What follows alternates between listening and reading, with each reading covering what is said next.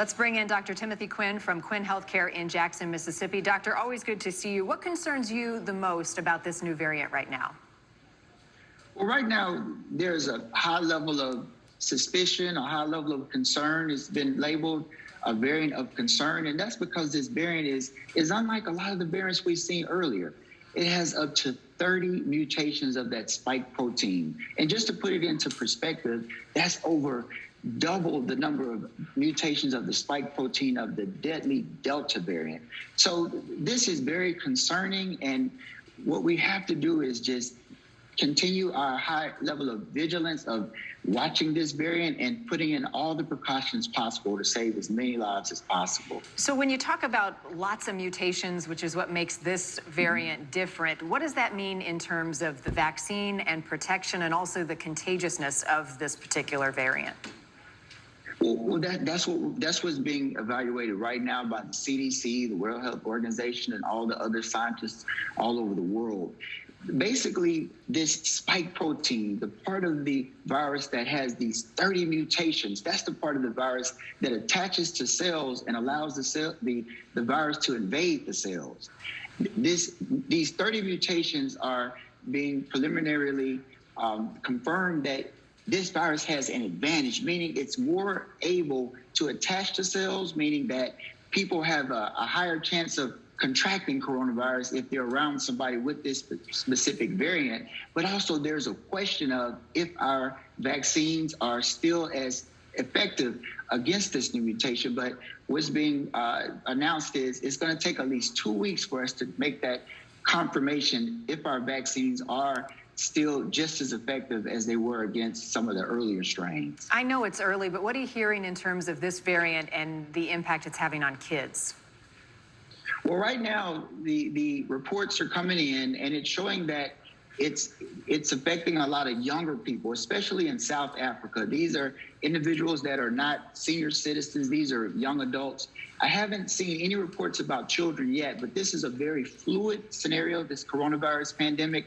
But one thing I want to add is the World Health Organization, I want to echo that we have to show social responsibility, meaning that in the United States, we have to look at more than just our country, but do everything we can to assist with vaccinating other nations, such as Africa, the continent, because what happens is when you have nations with low vaccination rates, there's more of an opportunity for people to contract coronavirus, and there's more of an opportunity for more mutant strains to come about, which makes them almost like breeding grounds. So we have to get everybody vaccinated, or at least as many people as possible going forward. Yeah, some have been critical that wealthier nations have not been sharing enough of the vaccine, and that will lead to this mutation and others. There was another variant, though, Doctor, in South Africa late this summer. Why didn't that get the same type of global response we're seeing immediately with this one?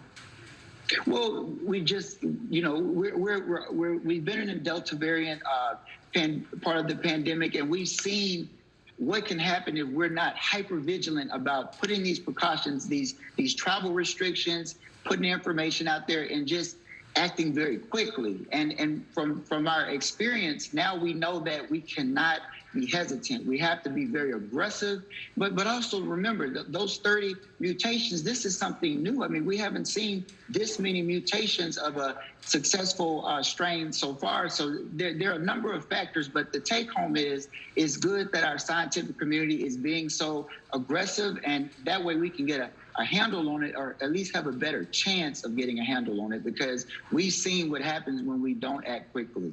And it's an immediate response. I mean, Moderna already testing a new booster. We were hearing weeks before we may know how it will protect. What do you anticipate? Well, right now, you know, we're looking at everything. The good news is in the United States, we're making it so everybody can get the booster. We can mix and match boosters, meaning that if you got the Pfizer, you can now get the Moderna, which makes it more accessible. If you go somewhere now, you can just get whatever booster they have on hand.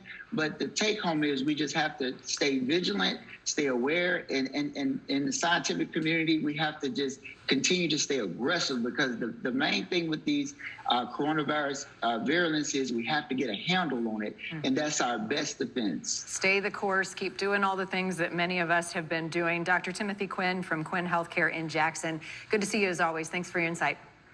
Hey, thank you. News of this latest variant sent stocks plummeting.